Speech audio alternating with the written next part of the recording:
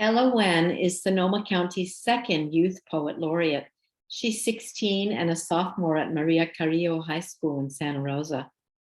Ella was the 2021 Poetry Out Loud Sonoma County champion and took second place in 2022. She has won 6 honorable mentions in the Scholastic Art and Writing Awards competition in the West region. She had 2 poems published in the Whoa Nelly Press website. In Ella's role as Youth Poet Laureate, she has been connecting with schools, libraries, and classrooms to get other youth involved in the writing and presentation of poetry as a way for them to get their voices heard.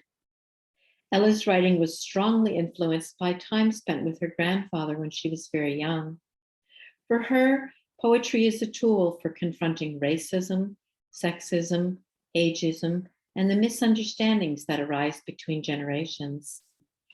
Inviting me here. I am just so privileged and so honored to be able to speak amongst you. And I just also wanted to say how much I adored Dorothy's reading. And it's just, it's really an honor to be here. So thank you so much.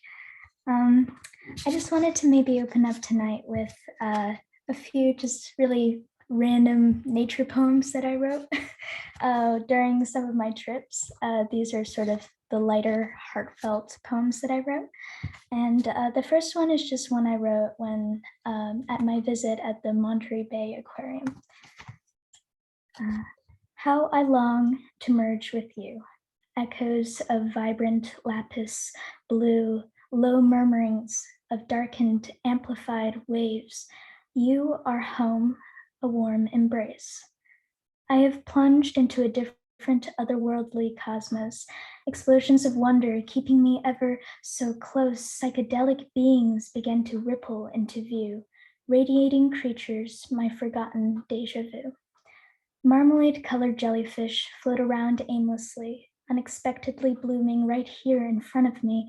Their feathery tentacles drift with lacy umbrellas, encircling patterns, underwater mandalas. From cerulean to ivory to peach-brushed tones, the colorful ballerinas waltz with directions unknown. Their tentacles are ribbons under luminous gowns. Only when music stops flowering do they bend down and bow. Yet the music is heightening. My vision is flooding.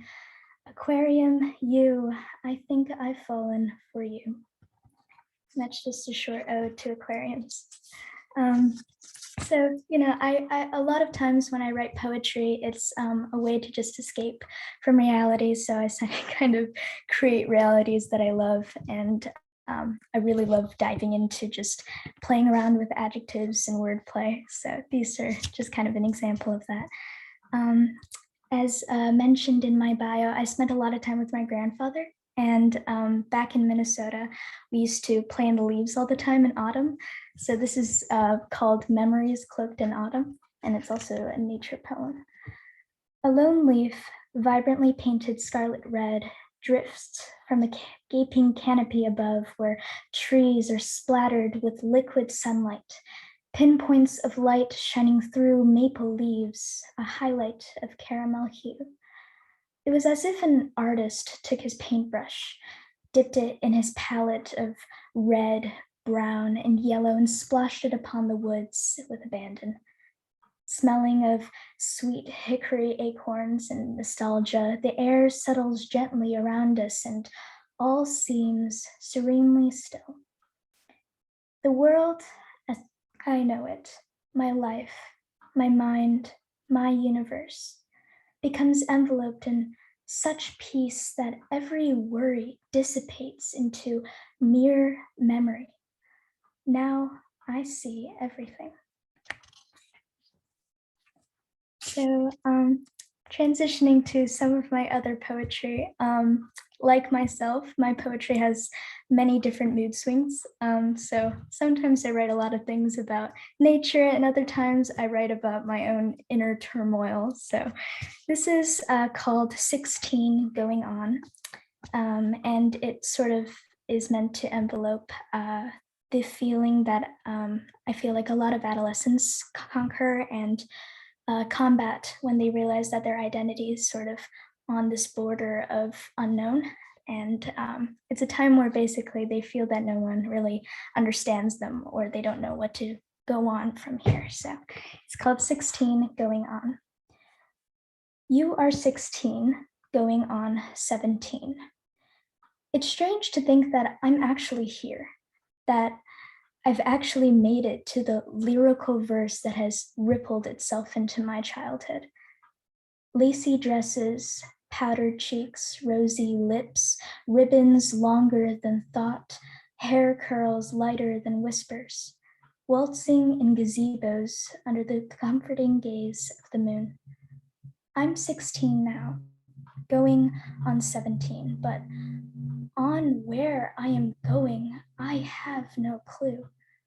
I'm not wearing lacy dresses, nor do I have powdered cheeks or rosy lips. My thoughts are longer than ribbons, ebbing away at my mind. My mind is not my own at times, and sometimes I wonder, who am I if I'm not 16 going on 17? Who am I if I don't dance accordingly, dress accordingly, waltz accordingly in a ballroom of mosaics with their piercing stares raining down on me, oil-painted faces plastering the ceiling, glaring down, raining down, pouring down, golden gilded chandeliers threatening to burst into a million pieces and shatter the marbled floor beneath me. My ballet slippers are toppling over one another. My movements follow no rhythm. I am falling and tumbling and stumbling and crashing to a non-existent melody. I exit the ballroom and walk until the orchestra feels faded. I walk and walk and walk and walk down the corridor. I have no idea where I'm going. I used to know what 16 going on 17 meant. It was a song, it was a piece. But why does 16 going on 17 feel so unsure? So that's kind of just an inner look at just some of my inner thoughts, but it's just a very amateurly written piece about just trying to discover your identity in a world where everything just seems completely out of order, trying to find order in disorder. So my other piece here, it's kind of centers outside of my own life and sort of supposed to be applicable for a lot of people. It kind of addresses the issue, the everlasting issue in our society of discrimination, of racism. And it's about talking about your own narration, about taking your story and making it your own and allowing yourself to have that volume and making sure no one else can take that away from you. So it's called Written in Words. My body, my mind, my soul is etched in your ink. My eyes described in letters. My face constructed with words, my thoughts written beforehand, me eroded to sentences. I have become this finite anecdote, author, you. And the more I feel this array of alphabetical assault seeping deep within my skin, aimed at me like antagonistic arrows, telling me to say less and then to say more, to dress less and then to dress more, to be less and then to be more. And that's when I began to realize that words are powerful and they hurt, but they can heal too. And I know words too. I too have a pen. My pen is infinite. The ink seeping within pages and pages. I know how to write. I just didn't know until now. My body, my mind, my soul is so much more than what you wrote. Your narrative so clothed with ignorance and facades of apologies. I am experiencing all the pain there is. Don't write my story for me. So yeah, so that's just a story, kind of a poem that I wrote, and just want to always reiterate how important it is to really take and embody your experiences and understand that that is your story. That is your story that you're supposed to tell, and that no one should be afraid of any backlash they have, because that's those people's problems. That's the audience's problem. You are your speaker, you are your own performer, and the world is your stage. So now kind of moving on from those themes. Oh, by the way, how am I doing on time? Sorry about that. Oh, you have plenty, Ella. Okay. Yeah, another 3, 4, 5 poems even would be great. Okay, cool. All right.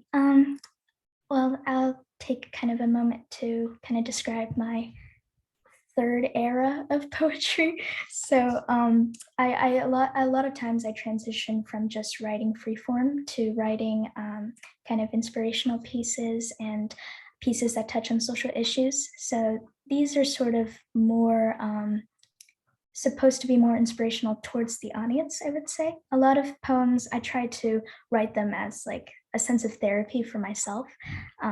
And a lot of poetry here, I write for people to read them. So this is called My Sister, and I will explain the inspiration at the end.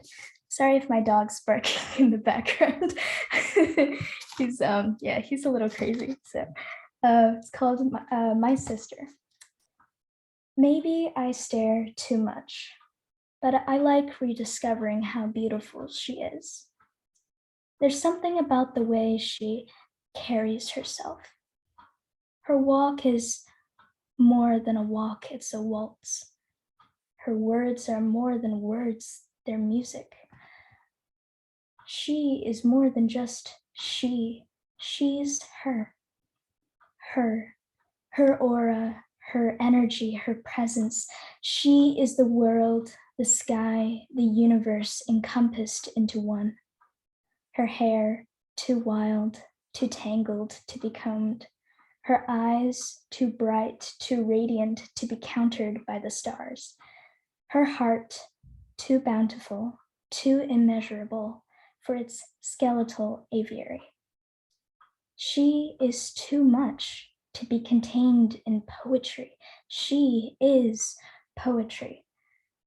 My sister, her sister, our sisters. There's nothing I like more than orchestrating to them every single time how perfect every single one of my sisters is. So,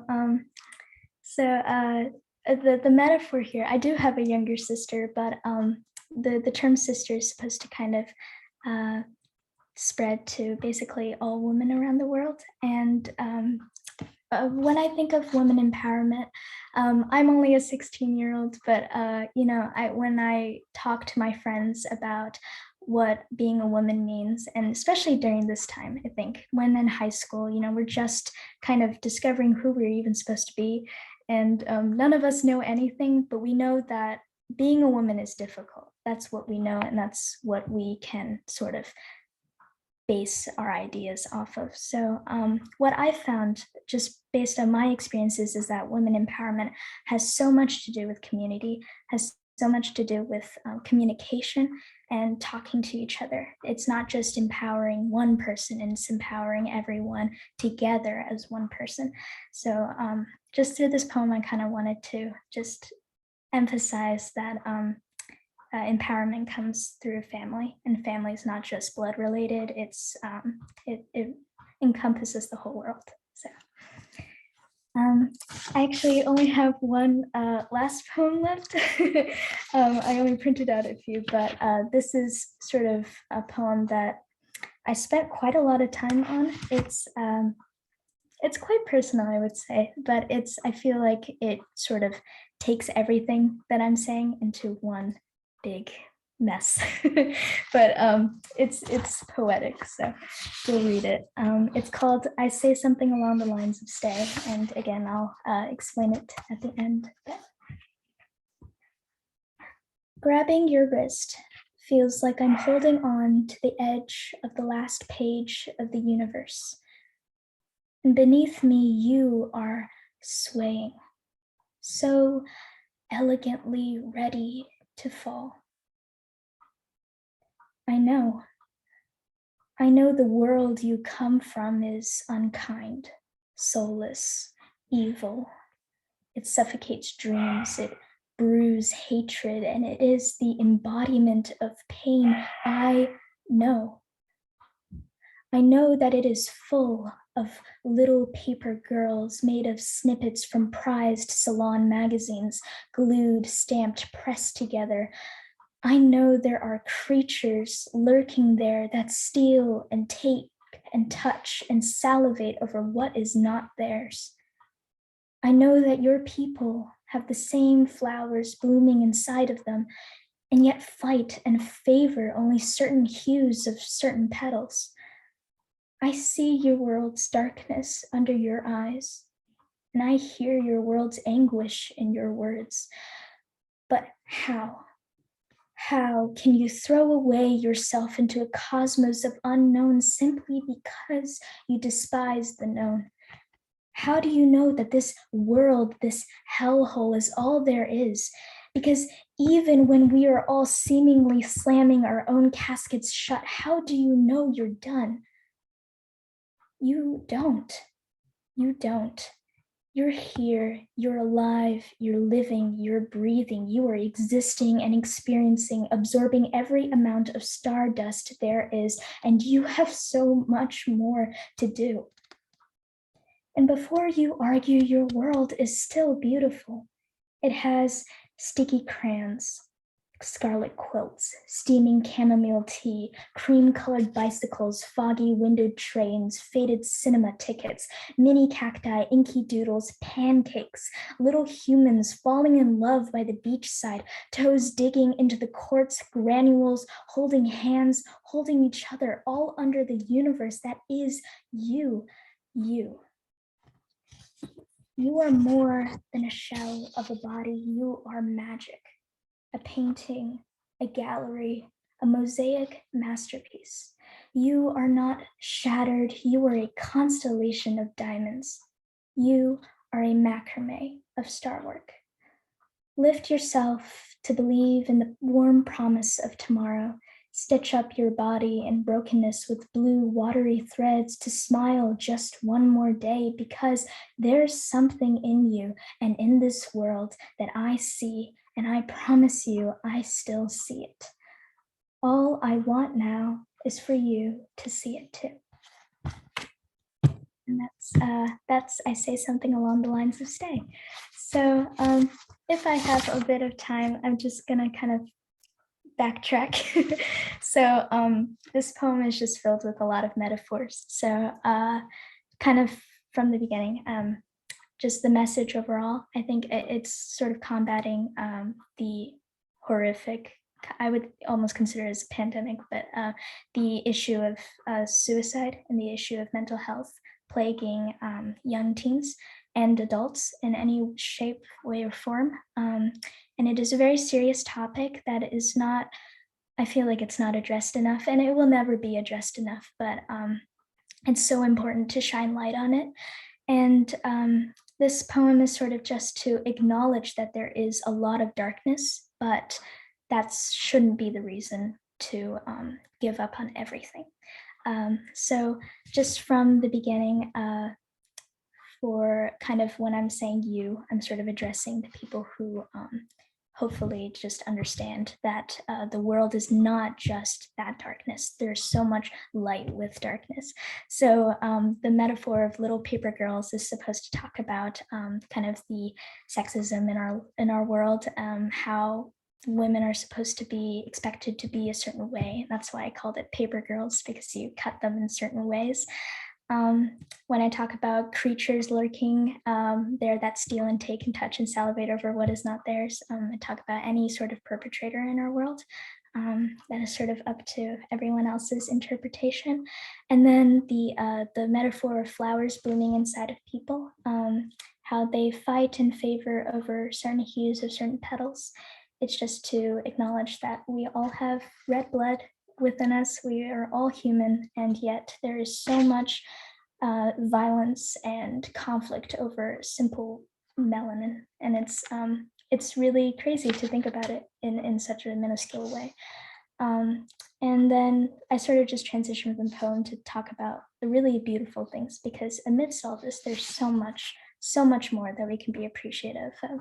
And it's not just pretending that these things don't exist, it's acknowledging that both exist, and that it's not something that can't be changed. So it's just to say that change is possible. And yeah, those are my poems. So thank you so much for listening, and I really appreciate it.